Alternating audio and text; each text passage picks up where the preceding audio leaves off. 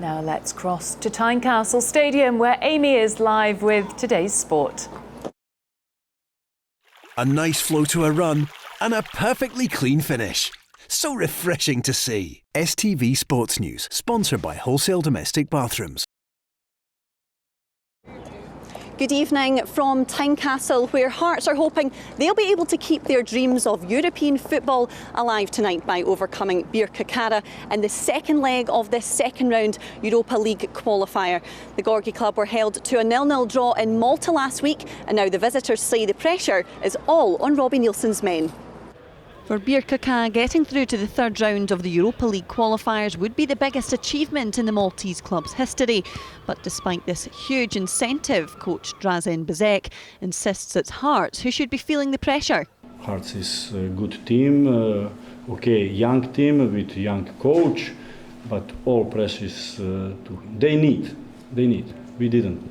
We come here to fight for our future, and we will see what we can do in pitch. They might be in as underdogs, but captain Gareth Scaberra says it's an opportunity the whole team will be relishing. Every game has its special moments, and obviously coming here to Scotland and having a real shot at qualifying into the third round is a big achievement, not only for me, maybe I'm one of the older players, but even for the younger players it's a very big experience for everyone involved. Robbie Nielsen expects much more attacking play from the start as both sides battle it out to make it through to face Russian giants Krasnodar. It's extremely hard to score in European football. You know, he played last week in Birkirkara and they put all 11 men behind the ball, so it's really hard to break them down.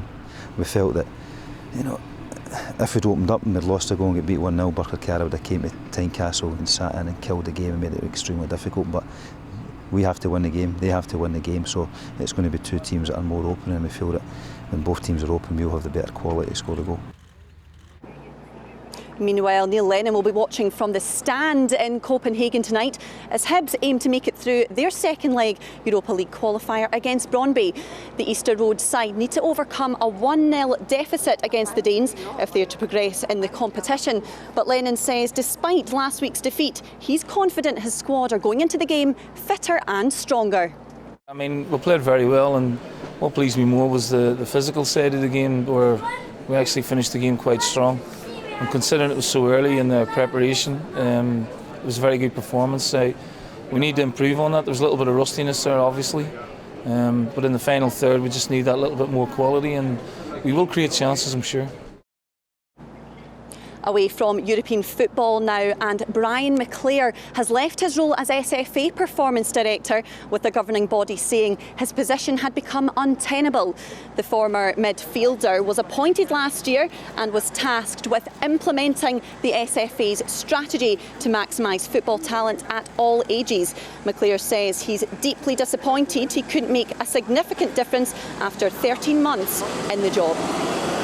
Raith Rovers have confirmed the double signing of former Hearts striker Rudi Skacel and also Fleetwood Town striker Declan McManus. The former Hearts striker Skacel, who worked with Raith boss Gary Lock at Hearts, was instrumental in securing the Tynecastle side Scottish Cup win in 2006 and 2012, and says getting promotion with Raith is now his main priority.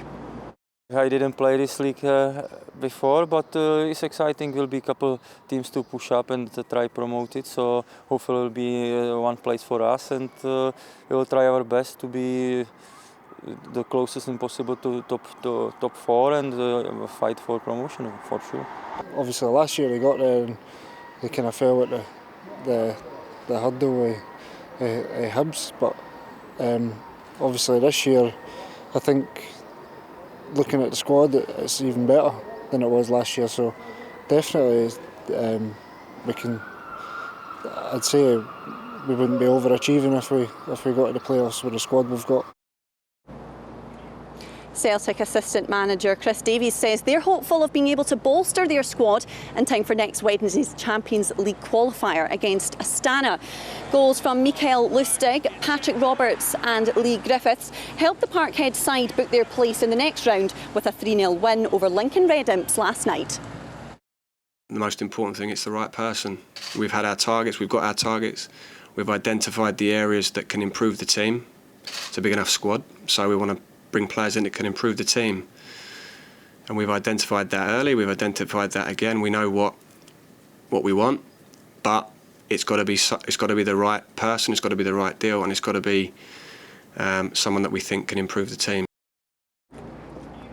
Olympic swimming hopeful Hannah Miley was given a surprise samba send-off by Brazilian dancers as she arrived at Aberdeen Airport en route to Rio. The Commonwealth double gold medalist was a little bemused as she was serenaded at check-in before jetting out to Brazil to compete in the 200 and 400 metre individual medley. That is one of the targets, but for me, going into this, I need to just enjoy the process. I can't let the wanting a medal overshadow everything. You know, I've really enjoyed my training. I've learned to love my sport a lot more, and my family unit has been closer than ever. So no matter what the outcome is, I still want to come away happy, and I know that I've got the support of Aberdeen and everybody here. So it's really nice to go with a smile on my face and hopefully come back with a smile on my face. Well, the sun is shining down on Tynecastle, and as you can see, fans are beginning to arrive. But remember, even if you're not coming to the game in the capital here or the one in Copenhagen, you can keep up to date with all the latest on the STV News app and also on our website. Back to you, Rachel.